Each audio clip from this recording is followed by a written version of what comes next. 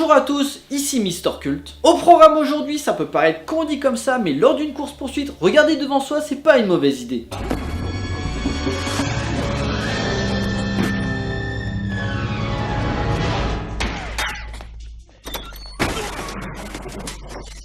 Vous êtes prêts? C'est parti pour Spriggan.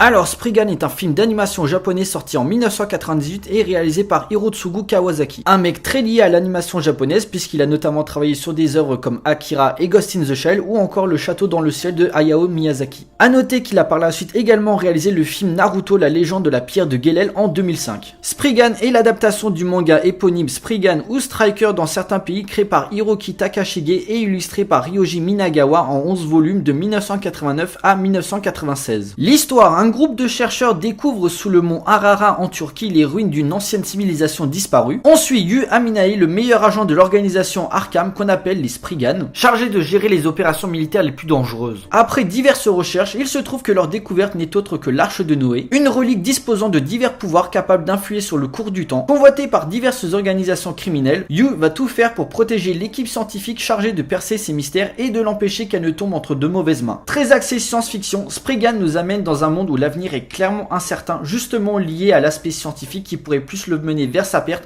plutôt que de trouver un quelconque bonheur. Si le scénario se révèle assez classique dans sa forme, un jeune héros devant sauver le monde d'une arme surpuissante convoitée par une méchante organisation voulant l'utiliser à de mauvaises fins, bref, on a déjà vu, Spriggan sacrifie une partie de son développement au profit de super scènes d'action et de magnifiques images. Avec une vraie volonté affichée de faire un pur blockbuster bien bourrin, l'équipe a clairement mis le paquet niveau action. Animé par le studio 4C à qui l'on doit notamment Berserk, l'Arche d'Or ou encore le récent Mutafukaz, l'animation se révèle fluide et nous en met plein les yeux pendant 1h30 via une bonne utilisation de la 3D et des chorégraphies parfaitement maîtrisées. Si le réalisateur Hirotsugu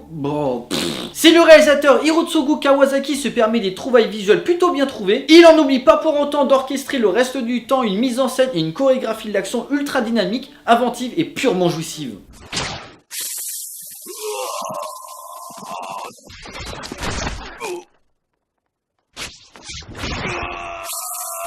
Et si tout ceci vient de Kawasaki pour le résultat final, il est de bon ton de rappeler qu'il a su s'entourer de bonnes personnes car l'ensemble a été supervisé par le grand Katsuhiro Otomo, le créateur de Steam Boy et surtout de Akira. La patte d'Otomo est clairement présente sur le long métrage, ne serait-ce que sur le caractère design où Aminae et le général McDougall sont en tout point des références à Kaneda et Tetsuo car présentant les mêmes caractéristiques. L'articulation d'un univers connu dans une dystopie où le film met en garde le spectateur des conséquences néfastes d'une certaine idéologie. Ajoutez à cela le thème de la robotique ou les avancées technologiques qui sont le point d'orgue du récit en l'alliant au récit biblique de l'Arche de Noé. Cependant, plus qu'un clone de Akira, Spriggan est un pur hommage à son prédécesseur, en parallèle de l'élève à son maître où les événements s'enchaînent à la vitesse grand V sans temps mort pour le plus grand plaisir du spectateur. Messieurs, dames, il est l'heure de conclure. Doté d'un budget considérable, l'un des plus gros pour l'époque, Spriggan n'est certes pas le film d'animation le plus original, mais bénéficie de prouesses visuelles rarement vues à l'écran qui vous clouent à votre fauteuil. Des décors superbes, notamment comment est présentée la Turquie, un travail détaillé sur les couleurs pour renforcer l'ambiance, sans oublier une musique s'avérant efficace pour la lier à l'atmosphère du film. Adaptant seulement les premiers tomes du manga, le film se révèle un excellent point de départ pour ceux voulant découvrir l'œuvre originale. Censuré dans de nombreux pays, notamment aux États-Unis qui n'ont pas trop apprécié comment les Américains étaient présentés dans le film mélange parfaitement images de synthèse et 2D, chose rare à l'époque. Spriggan est une petite perle qui ravira les fans de l'animation japonaise et une excellente surprise pour les gens voulant découvrir une animation moins consensuelle et beaucoup plus sombre dans l'univers qu'il propose. A noter avant de finir qu'une nouvelle série d'animation est en préparation et qu'elle sera diffusée sur Netflix. Chaudement recommandable, Spriggan est un film culte à découvrir d'urgence.